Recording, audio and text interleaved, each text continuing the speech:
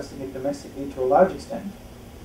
I was just a couple of weeks ago in Ankara in a bookstore, and I was amazed to find out Vahan Dadrian, I think, one of the major genocide scholars on the Armenian side, his book is in Turkish, available in a normal Ankara bookstore, just like Öcalan's books are available in many bookstores in Turkey. The debate in Turkey on the Armenian issue, what happened in 1950 and how one should qualify it, is intensely going on.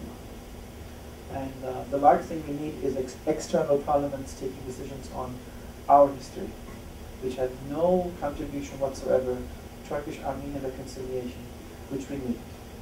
Our foreign policy is about normalization with the neighborhood. There are two places where we have not made progress. One is Armenia, one is Greek Cyprus. And we are genuinely interested in normalization with Armenia. The History Commission is an important step out of it, and I hope that we will get a positive response after the Armenian election, which is, I think, in February or March. Follow up? What do you make of U.S. presidential candidates Clinton's and Obama's recent endorsement of Armenian position on this? As you know, every presidential election has become prey to ethnic lobbies' demands, and especially in a hotly contested race like this one between Obama and Hillary. I was not surprised at all. It appears that the endorsement of Obama is more forthcoming, it's more motivated.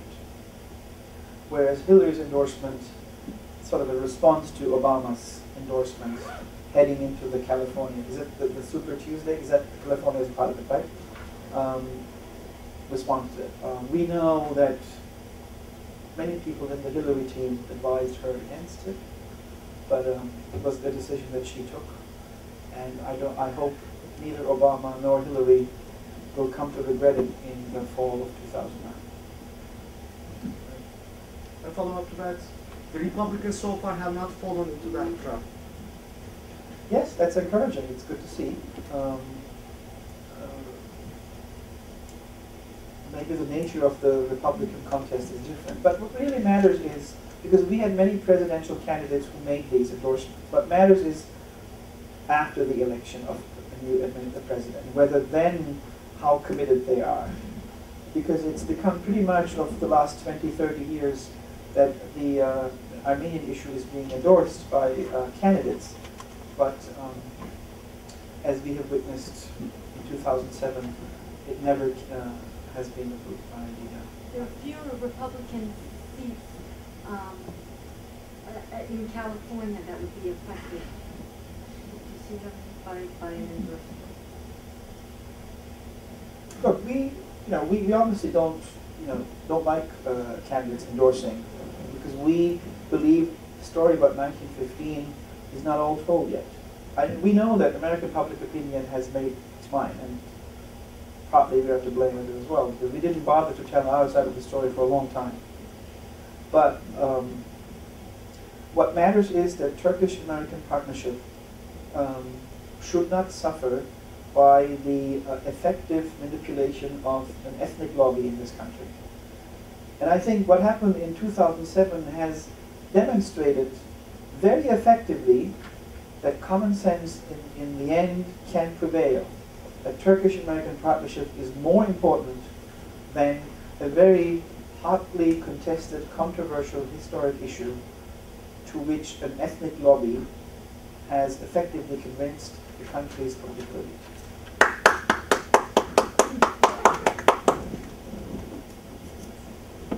Yeah, that she's doing the moment. She has been waiting for a while. Is it a follow-up question? No. Ahmet Aytek, I'm a faculty member of Maryland. I want to shift gears a little bit. After the first election, you indicated Prime Minister and others, his staff, they basically rushed to Copenhagen because their, the top item on the agenda, the priority item was the EU. But after the second elections, there's sort of like right before the election also, the most recent elections, there is sort of like a perception within the community, Turkish community, as well as somebody in the international community, that these negotiations have kind of slowed down, and then that's not necessarily required, I think, for the government anymore. Is that true, or is it being like overshadowed by all these events happening after the July elections? 2007 has been a lost year for reasons of the election of Sarkozy, but also, most importantly, also our domestic political situation. Our domestic politics in May, if you all remember, was very different from where we are now. There were speculations about military coups, whether the election of our president would not be possible, that if he would be elected, there would be major consequences, whatnot. You know, most of you in this room know what happened. After the election, we spent about a month or so with the election of our new president. Then we got into a constitutional debate. And then, of course, the whole Iraq, northern Iraq war, intervention, invasion, whatever you call it. We're just now starting to breathe some air that would allow us to go ahead and intensify our efforts on the EU front. But now it's the headscarf issue that again is fully exhausting the energy of our political and of the whole country.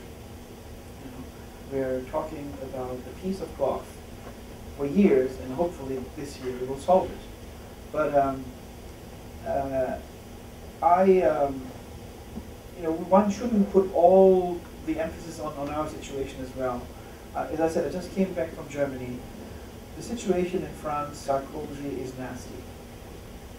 Sarkozy's insistence on, a couple of months ago, getting the accession word out of this document that was prepared. All these little things that are occurring under the scene that the French are doing is extremely troublesome.